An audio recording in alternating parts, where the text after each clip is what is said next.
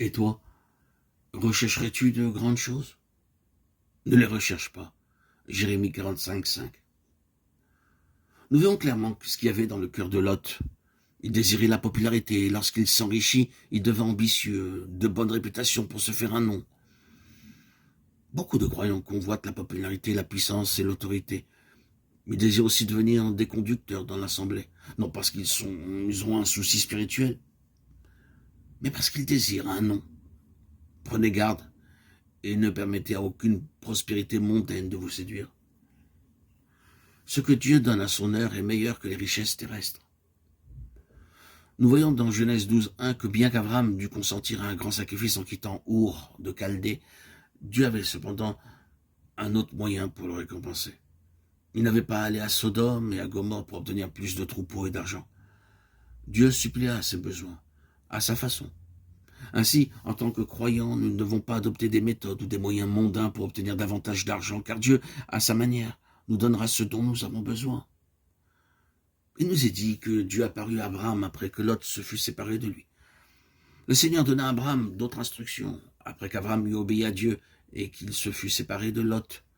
Il lui dit, « Lève les yeux, et du lieu où tu es, regarde vers le nord et le midi, vers l'orient et l'occident, car tout le pays que tu vois, je le donnerai à toi et à ta postérité pour toujours. » Genèse 13, 14, 15.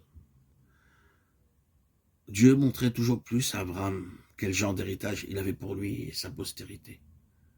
Tu me feras connaître le sentier de la vie. Il y a d'abondantes joies devant ta face, des délices éternelles à ta droite. Psaume 16, 11. Ce n'est que lorsque notre attention est élargie que nous pouvons comprendre les choses spirituelles. Dieu dit à Abraham de regarder au nord, au sud, à l'est et à l'ouest, et de marcher de long en large dans le pays pour réclamer son héritage par la foi. Dieu disait en fait, je te donne un héritage qui n'a pas une mesure d'homme. Pour nous aussi, ce n'est que par notre élargissement spirituel que nous connaissons et mesurons l'héritage que Dieu nous a donné. Dieu montrait à Abraham que par la seule communion avec Dieu, le Dieu vivant, il pouvait comprendre ses voies. Il est difficile de passer du temps avec le Dieu vivant parce que vos sentiments et vos pensées vous troublent, ou elles vagabondent ici et là. Pourtant, passer du temps avec le Dieu vivant signifie rafraîchissement et bénédiction. Ésaïe 40, 31. Par la communion véritable avec le Dieu vivant et bien-aimé, vous deviendrez de plus en plus fort. Le Seigneur rencontra Abraham à Hébron. Là, il édifia un autel.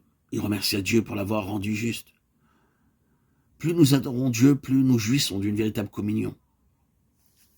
Dites-lui, « Oh Seigneur, je n'ai d'autre quête que d'être avec toi, dans ta présence. Je veux demeurer dans ta présence, juste pour sentir que tu es avec moi. » Une telle communion vous inspirera. Et Dieu pourra vous montrer ce qu'il désire que vous fassiez selon sa volonté.